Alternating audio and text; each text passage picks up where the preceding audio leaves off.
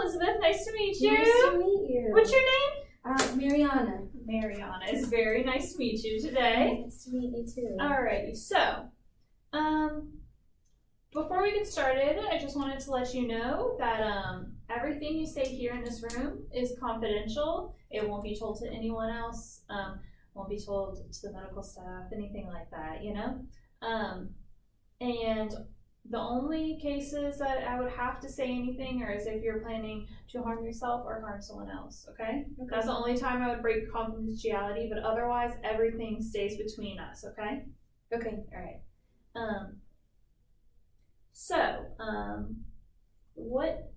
Why did you decide to come in today? Well, these past couple of weeks have been pretty stressful for our family. My nurse decided to give me your number so that I would, talk about just the situation and just see if there's any sort of way that I could be helped. Do you know about? So I don't know any specifics about the situation at hand. So, I am a married woman. Okay. So my husband's name is Michael, and we have two very lovely daughters. We have Eliza, and then we have Rosie. Okay. And so Rosie is about 12 years old, and she's with us here today. Okay. But our little girl Eliza, she is going to be turning 1 next month. Oh, that's exciting. Yeah. She's actually the one who is being admitted. Okay. We went for our regular checkup maybe about 3 weeks ago or so, and the doctor detected some sort of imbalance in her bloodstream, and unfortunately they diagnosed her with cancer. And so we obviously were admitted into the hospital, and we have been here ever since. So you guys have been here about 3 weeks. Yeah. All right. Well, first of all, I want to say I'm very sorry for everything that your family is going through. I can see how this is very difficult for a family, but I'm very proud of you for coming in today, and acknowledging, that there are some things I can do to help, that my family in this situation go a little easier. And I think that shows like you're a really strong mom, so kudos to you for that, for sure. Thanks. Let's go back to when she did the test. Is there a reason that you took her in? Well, I had been noticing that she was feeling a little bit dizzier than usual. I don't know if that's an actual symptom or I don't know, but I'm not very well educated in that yet. We're just kind of trusting the doctors know what they're doing. But she was feeling a little nauseous, and I did notice a little bit of fever on her. But she was also scheduled for her regular appointment, like her physical. Okay. So when we came in, that's why they drew blood. So this was part of her regular scheduled thing. Yeah. So there was nothing too serious that was causing you to come in. You noticed she wasn't feeling great. Yeah, and we had already scheduled something for her, so we just thought that we could, use that appointment. No, that's very smart. Yeah. So when is Eliza's birthday? Eliza's birthday is going to be May 7th, I think. May 7th. So that's a big day. It is. So she's turning 1. Yeah, she's turning 1. Well, we're hoping that, the Lord is faithful in that, and, things get a little bit better so she can come home in about a month or so. Yeah. So you mentioned the Lord. Is that something that you guys as a family do, or is it something, personal for you? Do you go to church or anything like that?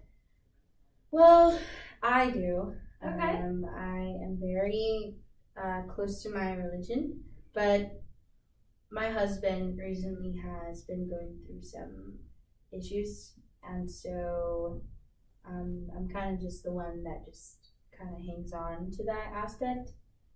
My kids definitely, Eliza definitely knows about God. But my husband has been, very doubtful.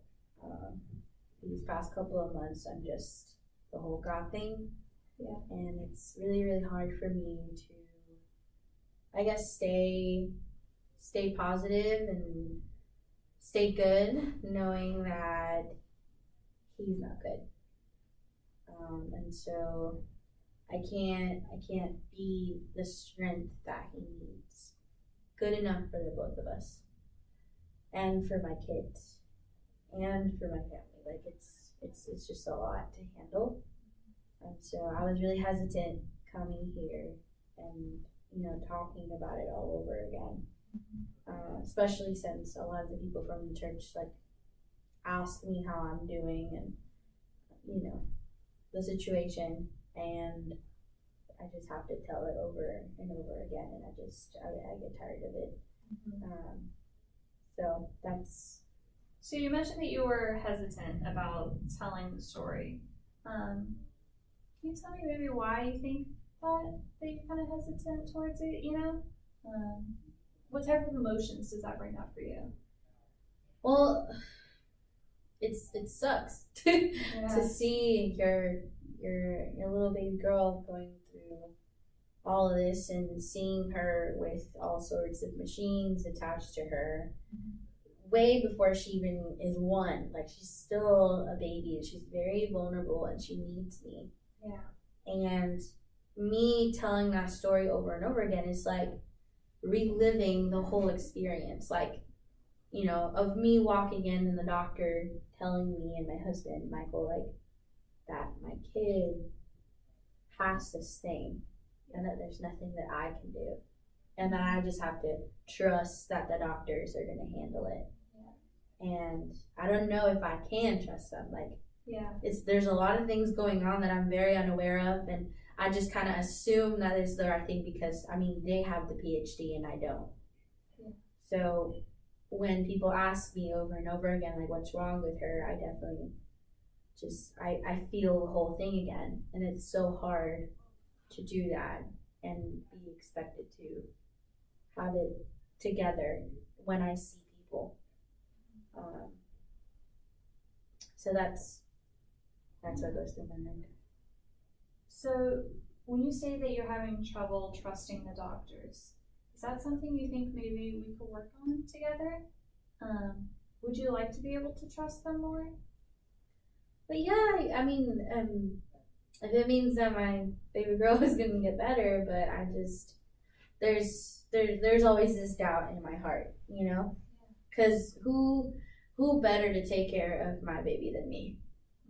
And for me to just be expected to surrender everything and just. Does it feel like you're a little out of control? Yeah. In the situation? Yeah, because they just not barge in, but they come in and they just do all these tests on her, and they never tell me what they're doing. Okay, so with this issue, something that I could help set up between you and the doctors and the nursing staff is mediations between you guys. So that way the doctor can help explain to you what exactly Eliza is going through, and what they are doing. And that might be able to help you trust in them a little more and help them bridge that gap, because like you said, you're her mother, you want to care for her. And this is just something out of your control, and it has nothing to do with the fact that, you don't have a PhD or something like that. It's nothing to do with you being a bad mother, So I think maybe looking into doing something like that, if you want to consider it, I can always get that started. Because you have the right to be able to understand everything that she's going through, And they're explaining stuff, but they never give me options. They're just this is the only way. And you would like to be able to have some options. Yeah, I'm a mom. I get to choose if she has broccoli or corn. Yeah. You know, I should be able to do that with her medication as well. So. No, I think that's definitely something that we can look into, you know, making sure that all the options are provided to you before a decision is made, Mm-hmm. you know? Alrighty. And so when it comes to outside of the hospital, you know, you've been here 3 weeks now. It's very long and exhausting hours, I can even imagine, you know? Mm-hmm. Do you have some type of support outside of these walls? Well, like I said, I do go to church, and so a lot of the people that come visit me are from my church. So they do support me in just like prayer, and they send in some meals sometimes, which are always good. Yeah. But my mom and my dad currently live in Wisconsin, and so they can't really fly all the way over here. You know? And my husband's parents, both of them actually passed away maybe 7 years ago or so. It was very dramatic. So when my mother-in-law actually had a stroke, so we weren't able to go through like a hospital. Like it was just very quickly. Yeah. And of course, maybe 2 months later, the same thing happened with my father-in-law. So it's just very... I'm very sorry to hear that. Yeah, it was very rough on Michael. But other than that, I mean, and for me, it's mainly just my church and occasionally my parents. Yeah. And that's pretty much about it. Well, I want to commend you for keeping, you know, up your faith, you know, even without your husband being there, you know, because it's obviously showing as a strength for you, you know, having this faith. And I think that's going to be really important for you and Eliza as you go through this process, you know, and for your whole family. Yeah. I think it'll really show, you know, and I think, you know, Michael will notice that this is where your support is coming from, and he will take note of that and be proud, you know, that you have some people around you. Well, we'll see if it happens.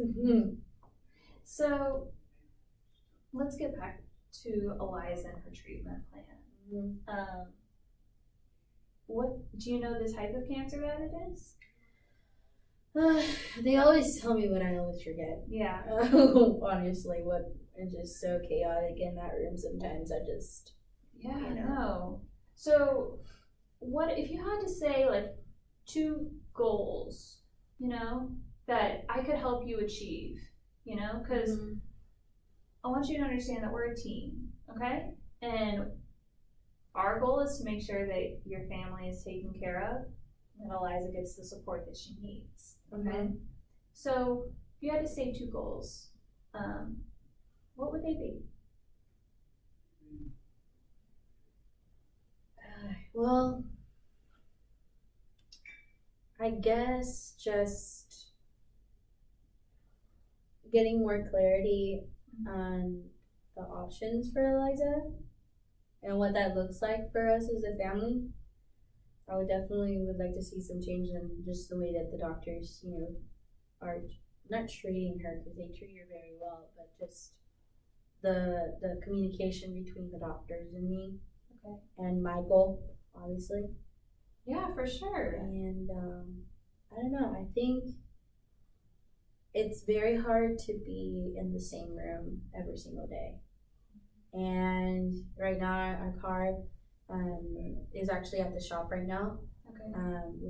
So it's very hard for us to leave the room or the hospital because we don't have any way to get back. And some of the people from the church have offered us taking us out and stuff, but we don't really feel comfortable leaving Eliza alone. So we would rather just stay here, and you know, the room is very small too. It's just, there's a lot of things, but I think just having a moment where I can spend some more time with Rosie, because I know that Rosie is definitely just, you know, she's changed a lot the past couple weeks or so. That's understandable. So what if we worked for like a change of scenery once a day, you know, for you and Rosie? So you guys, we can pick like a different place each day, or we can have like a dice that she can roll and you can choose. So you can spend 1 hour a day, even if it is at the hospital, you know, at the hospital garden, or going down to the cafeteria, or going to the gift shop, you know, things like that. You know, would you be open to that? Yeah, I think so. I think it would be good for Rosie. Yeah. Yeah. So, with all of this being said, I want to say I'm very proud of you for coming in today. You're doing a lot for you, Eliza, and the family. And I understand that it is a lot to go through. And don't feel like you're doing it wrong or anything like that. You know, this is all very normal to be going through. So we're going to work this week on these 2 goals about the clarity of options and working on creating that dialogue between you and the hospital staff, you know, so you understand what is happening. Because you're her mother and you should be able to make the choices, you know. And then also we're going to work on the change of scenery for Rosie and you. Just having that one-on-one time with her and doing something fun, you know. We can look into the volunteers desk, see if we can get some games or things like that, you know, to try to bring some joy, you know, because it's a hard thing. But, you know, I think through your faith and through your love of your family, that you're going to be able to do great through all this. Yeah, and just making sure Michael's okay too. Just, you know, it's really, we have really like gone apart these past couple of weeks, and it's just the things that used to work with us now like completely doesn't. So maybe next time Michael can try coming if you guys are up for that, and we could talk on ways that you guys can all do this together. Is that something you'd be interested in? Yeah. All right. That sounds good. All right. Well, thank you so much for coming in. All right. Let me walk you out. Thank you.